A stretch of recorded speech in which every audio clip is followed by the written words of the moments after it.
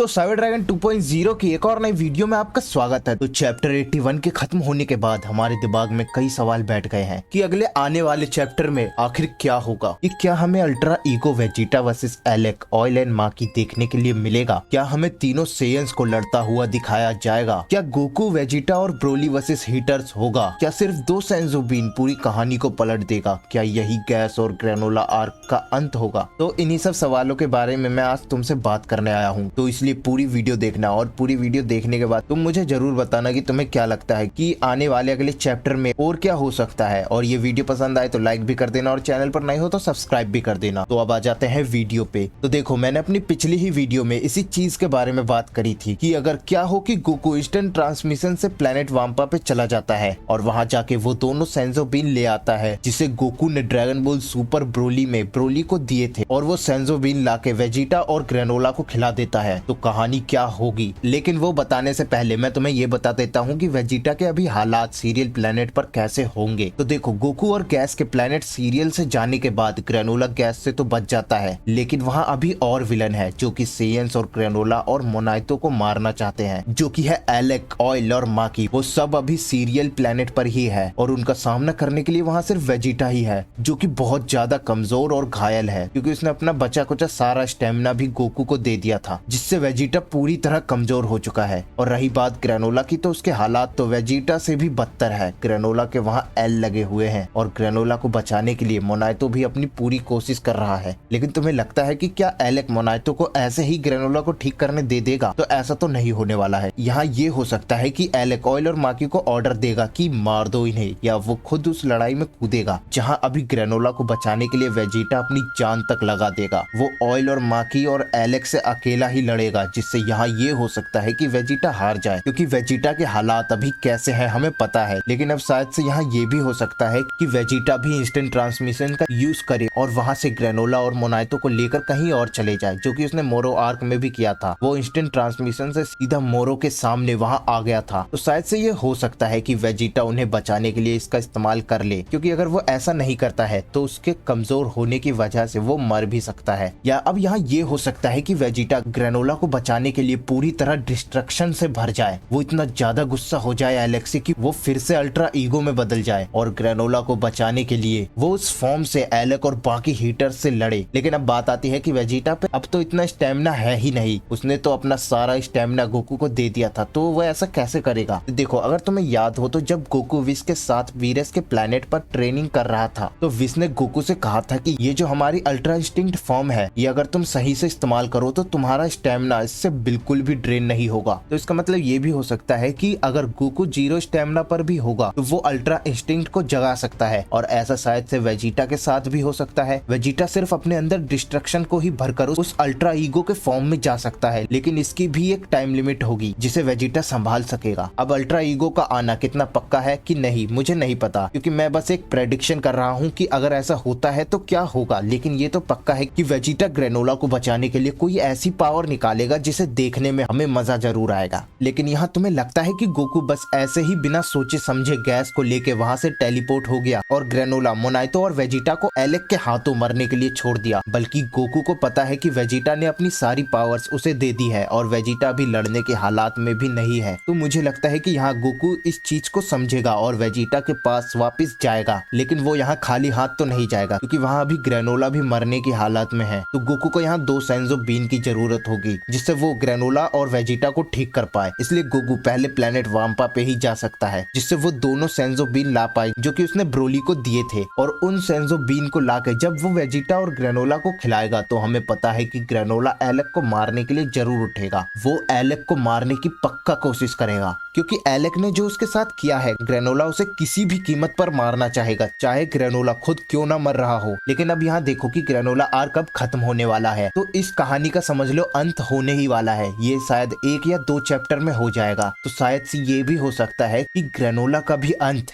इसी आर्क में हो जाए, जिसके चांसेस दिख तो रहे हैं। लेकिन देखो अब यहाँ मैं एक बेतुकी बात करना चाहूंगा, जो कि मैं चाहता हूँ कि ऐसा हो कि जब गोकू सेंजो बीन के लिए जाए तो ब्रोली को भी ले ले, क्योंकि गोकू को पता है कि वहाँ अभी कितने विलन है। गोकू उन्हें हराने के लिए ब्रोली को प्लेनेट सीरियल पर ले जाए, जहाँ वो वेजिटा और ग्रेनोला को जब सेंजो बीन खिला रहा होगा तो उस समय के बीच में ब्रोली उन हीटर्स का सामना करे, और जब वेजिटा और ग्रेनोला ठीक हो जाए तो वो तीनों लेजेंडरी भयंकर सेयन उन हीटर्स के सामने होंगे, जहाँ ग्रेनोला भी उन्हें मारने के लिए खड़ा होगा, और इससे ये लड़ाई बड़ी तेजी से खत्म होगी। या यहाँ ये हो सकता है कि गोकू 2 सेंजो बीन लाए तो, लेकिन वो एक सेंजो बीन मोनाइतो को खिला दे, जिससे वो ग्रेनोला के साथ साथ बाकी घायल होने वालों को भी ठीक कर दे, और दूसरा सेंजो बीन वो वेजिटा को खिलाए, जिससे वहाँ असली डिस्ट्रक्शन दिखेगा। जहाँ ये कहानी सेयंस का आखिरी फेट दिखा रही थी, वहाँ ये हीटर्स का आखिरी फेट बन जाएगी। अब अगले चैप्टर में क्या होता है वो तो उसी में पता चलेगा। मैं तो अगले चैप्टर के लिए बहुत ज्यादा एक्साइटेड हूँ कि आगे क्या होगा, और तुम्हें क्या लगता है कि आगे क्या हो सकता है वो मुझे कमेंट करके जरूर बताना। और तुम्हें ये वीडियो पसंद आए तो लाइक भी कर देना, और चैनल पर नए हो और अगले चैप्टर की कहानी जानना चाहते हो तो इस चैनल को सब्सक्राइब भी कर देना। तो मिलते हैं अगली वीडियो में।